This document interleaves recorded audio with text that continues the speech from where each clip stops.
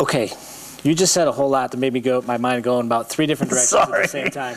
Yeah. Let's start with style versus content. Okay. And the one, I'm going to spoil the book for you here. The one podcast I didn't include was The Third Man, where you had to do it. where you specifically talked about noir being both a genre and a style, and not being necessarily overlapping.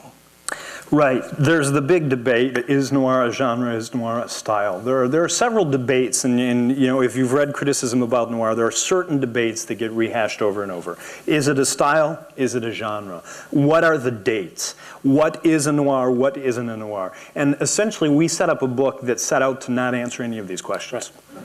That was kind of the point, because we said, look, these questions have led us to dead ends. If we're going to talk about what is and what isn't, really, we're having to just rehash a question of, these are the characteristics of noir style, these aren't, therefore you include these, you don't include these. What's that really doing for us except creating more lists? And so,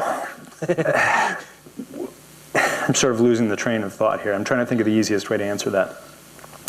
The third man question, in terms of style and genre, the argument I made is that you can't just claim noir as a style. Noir's style certainly did start to inflect all sorts of gritty drama. So you had noir westerns, supposedly, like The Naked Spur and Blood on the Moon, exactly. You had noir melodramas, which really Mildred Pierce is one. But to my mind, that alone didn't make it a noir.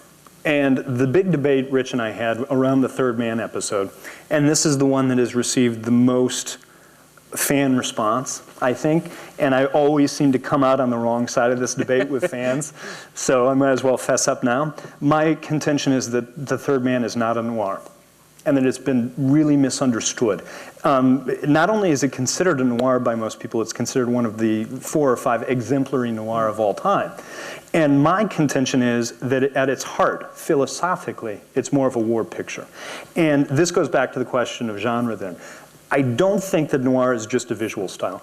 I think that what makes noir noir is that it has a specific existentialist philosophy underpinning it. That when you had French poetic realism and you had German expressionism come to America, you know, people say these are the visual roots of noir.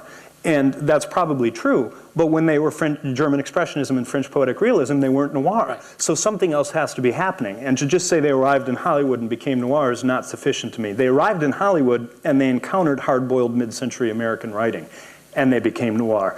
And the reason that, to my mind, that then makes them a genre is that those writings had in common a specific sort of philosophical stance, where there were, you know, I say it's a specific existentialism because people, really, things were punished according to the transgression, and ruthlessly so.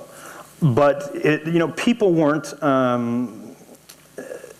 punished randomly. And sometimes people talk about film noir as a sort of nihilistic stance, and I don't buy that because you know, the protagonists have agency in all of this. They're not punished randomly. They may be punished harshly, but they've committed a mistake. You know, I made a mistake once. The famous line from The Killers. Yeah. I mean, you got to love that film, and that line, in some sense, that's the ultimate noir line. I made a mistake once, and that's enough. And what's so great about The Killers is you see these killers descend like fate itself. I mean, they're almost superhuman or surreal characters, the killers themselves. More than once within the film. Yeah, they just kind of come out of nowhere. I mean, a taxi cab, you see people, you see the cab pulling up to the curb, there's nobody behind the cab pulls away and there they are. And there's this kind of magical quality about them where they kind of swoop in like fate itself to punish transgression. But the transgression has been committed. So I think that it's a very specific sort of mid-century existentialism that underpins noir. The Third Man, to my mind, doesn't possess it. It has a little too clean a sense of justice. Now, noir has a clean sense of justice too, but it's not usually human agency that punishes the transgression. It's human agency in a sense that, that sets things in motion, but it's some bigger force that punishes. Whereas at the end of The Third Man, it's very much a human decision that punishes the transgression. Sure. And my contention was it's more of a Westerns or wartime philosophy that underpins that film. And it's not a mistake that the lead character that's not the... Joseph Cotten. Thank you. Joseph Cotten's character is a Western writer. You know, I mean, that's what he writes. You know, it doesn't say he writes just anything. He writes Westerns. And at the end, his decision to punish is what undermines the noir philosophy of that film. The fact that he can't let it go, that he has to make the decision, it reads to me more like a Western or a film or a war film. And boy, have people hated me for saying it. People love that film and they don't want to hear it's anything other than a noir. Well, let me tell you, I love The Third Man. And I have to completely agree with you about that. In my terms of it, getting away from you a little bit. In terms of transgression, it is so important within noir.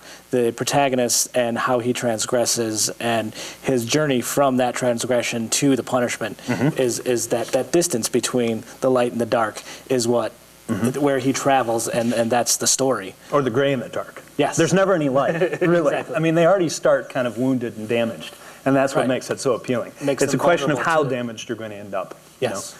You know? Yeah, I think you're right. And but that's been a bone of contention, especially with our European listeners and especially with our British listeners. So.